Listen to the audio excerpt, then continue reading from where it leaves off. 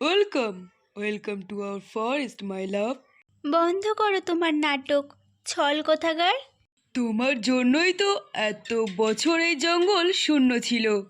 আজ তোমার আশাতেই ধন্য ধন্য ধন্য হয়েছে। কেন কেন এমন করছো? বাঁচতে দাও শান্তিতে সবাইকে।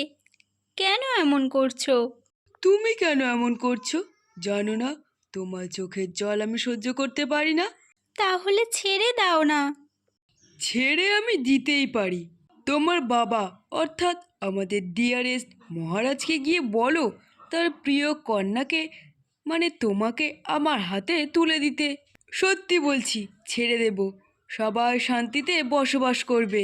দুষ্টু, কখনো হবে না। তাতে মরতে হলে হবে।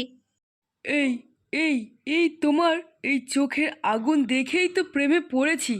আজ আবারও পড়লাম। শয়তান, তোকে আজ মেরেই ফেলবো। তোমার হাতে মরতেও আমি রাজি, কিন্তু তার আগে যে তোমাকে জিততে চাই। হায় হায় হায় হায় রে, রাজা হয়েও নিজের মেয়ের রক্ষা করতে পারছি না। ওই দুষ্টু বাঘ তার শয়তানি চাহনি আমার একমাত্র কন্যা রূপবতীর উপর। কি করব? এদিকে আমার রাজ্যের প্রত্যেকেই বিপদের মুখে। কেউ কি নেই এই বিপদ থেকে রক্ষা করার জন্য? বিক্রমপুর জঙ্গলের রাজা বিক্রম একদিন জঙ্গল অভিযান করতে করতে রাজা শল্যের জঙ্গলে এসে উপস্থিত হন। এত সুন্দর জঙ্গল, অথচ কেমন যেন নিস্তেজ, প্রাণহীন। কেন এমন? আর এই জঙ্গলের রাজাই বা কে? জানতে হচ্ছে তো।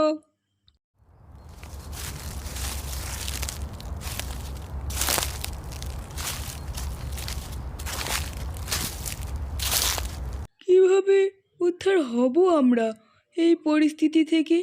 মহারাজ একেবারে নাজেহাল হয়ে পড়েছেন। দিনে দিনে রাজ্যটা ভয়াবহ হয়ে উঠছে। ঠিক বলেছিস রে। জানিস, কতগুলো বেঈমান তো বাঁচতে জঙ্গল ছেড়ে পালিয়েছে। কি বা করবে বলতো? পালিয়ে গেলে অন্তত প্রাণে বাঁচতে পারবে। আচ্ছা, কেউ কি এই পরিস্থিতি থেকে উদ্ধার করতে আসবে না? রাজা বিক্রম আড়াল থেকে সমস্ত কথাবার্তা শুনে নেয়। ও, তাহলে এই জন্য এত সুন্দর একটা জঙ্গল প্রাণহীন হয়ে পড়েছে। না, আমাকে এই জঙ্গলে রাজার সাথে দেখা করতেই হচ্ছে। সেনাপতি, সেনাপতি, তোমাদের হবু রানীমার সঠিক যত্ন নিচ্ছে তো? রাজা মশাই, কি আর বলবো। কেন কেন? হবু রানীমা ফোন করেছেন। উনি মারা গেলেও আপনার দেওয়া কোনো খাবার মুখে তুলবেন না। ও, তাই বুঝি? হ্যাঁ মহারাজ। ঠিক আছে, তুমি যাও। রাজকুমারী, কাঁদবেন না দয়া করে।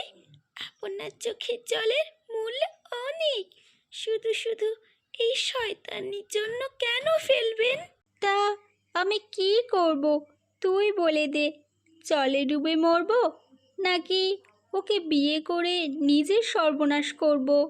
এমন কথাটি বলবেন না, দয়া করুন। দেখবেন এমন একজন আসবে যে এই পরিস্থিতি থেকে আপনাকে এবং এই রাজ্যকে ঠিক উদ্ধার করবে।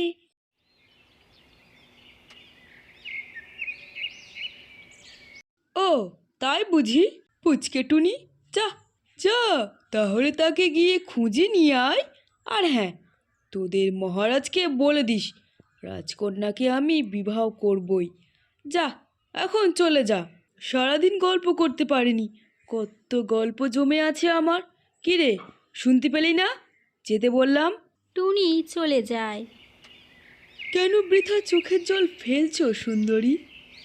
ওদিকে মহারাজ শল্য ব্যতিব্যস্ত হয়ে উঠেছেন। সকাল গড়িয়ে দুপুর হলো, তাও মেয়ের কোনো খবর পাননি। টুনি এখনো আসছে না কেন? তাহলে কি, না না না, এসব আমি কি ভাবছি? আচ্ছা, তাহলে কি আজও যায়নি? মহারাজ, মহারাজ! এসেছিস? এত দেরি করলি কেন? সব ঠিক আছে তো? আমার কন্যা ও মহারাজ, মহারাজ, শান্ত হন। সব ঠিক আছে, কিন্তু কিন্তু কি? বেশি দিন সব ঠিক থাকবে না মহারাজ। মহারাজ শল্য কান্নায় ভেঙে পড়েন। আর ঠিক তখনই বিক্রম এসে উপস্থিত হয়। মহারাজ, কে? আমি বিক্রমপুর জঙ্গলের রাজা বিক্রম। বলুন, কি চাই আপনার? এই রাজ্য চাই নাকি রাজত্ব? মহারাজ, মহারাজ, এত বিচলিত হবেন না। আমার এসব কিছুই চাই না। তাহলে?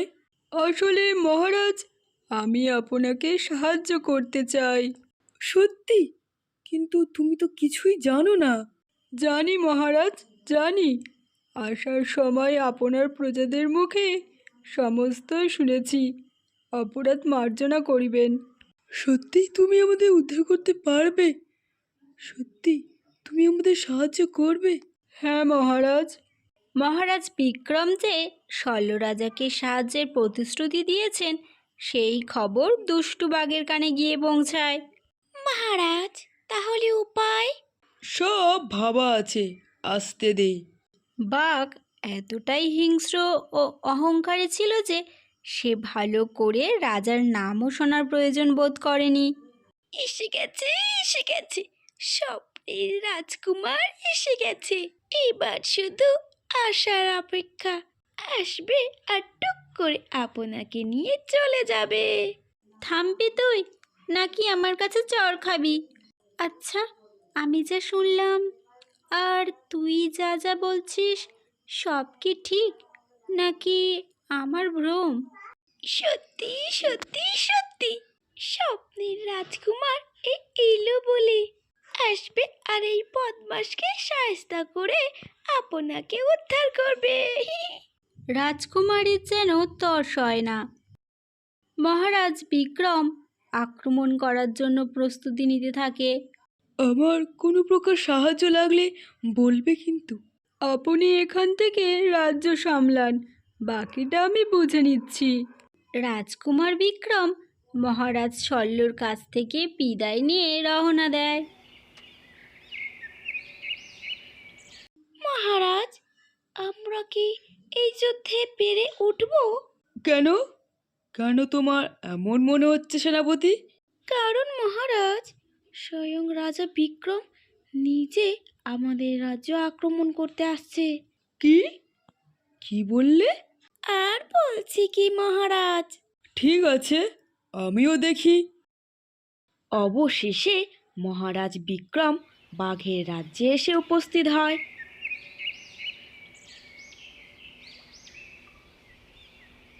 কোথায় কোথায়? শয়তান, বেরিয়ে আয়, দেখি তোর কত শক্তি। মহারাজ বিক্রম যখন যুদ্ধ করার জন্য হুঙ্কার দিতে থাকে, ঠিক তখনই একটা অদ্ভুত ঘটনা ঘটে। মহারাজ বিক্রম, আসুন আসুন। তো কাল ধরে আপনার অপেক্ষা করেছি, কেবলমাত্র আপনার দর্শন পাওয়ার জন্য। এতগুলো বছর পর আমার স্বপ্ন সত্যি হচ্ছে। মহারাজ, এসব কি করছেন আর কি বলছেন? পাগল হয়ে গেল নাকি? মহারাজ, মহারাজ, ও আপনার শত্রু, আক্রমণ করুন। কে শত্রু? কার শত্রু? চেপে যা, এনার ক্ষমতা সম্পর্কে জানিস তুই? যুদ্ধ কর, আয় দেখি তোর কত ক্ষমতা। না না, কোনো যুদ্ধ হবে না।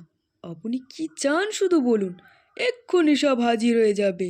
রাজকুমারীকে বন্দিদশা থেকে মুক্ত কর, আর শল্যরাজের রাজত্বের দিকে কোনোদিনও চোখ তুলে তাকাবি না, কথা দে। কখনো না, চোখ তো দূরের কথা, কখনো পাও দেব না। ঠিক আছে। অবশেষে রাজকুমারী রূপবতী বন্দিদশা থেকে মুক্তি পেল আর শল্যরাজ চিরশত্রু মুক্ত হলো। ধন্যবাদ দিয়ে তোমাকে ছোট করব না, কিন্তু আমি তোমাকে কিছু দিতে চাই। কি চাও বলো? আপনার মূল্যবান একটি জিনিস আমার চাই। বলো, বলো কি চাই তোমার? সে যতই মূল্যবান হোক না কেন, আমি দিতে রাজি আছি। আমি আপনার কন্যা রূপবতীকে বিবাহ করতে চায়। এ তো অতি উত্তম প্রস্তাব, আমি রাজি। এই তোরা আনন্দ কর, আনন্দ কর। তারপর ধুমধাম করে মহারাজ বিক্রমের সাথে রাজকুমারী রূপবতীর শুভ বিবাহ সুসম্পন্ন হয়।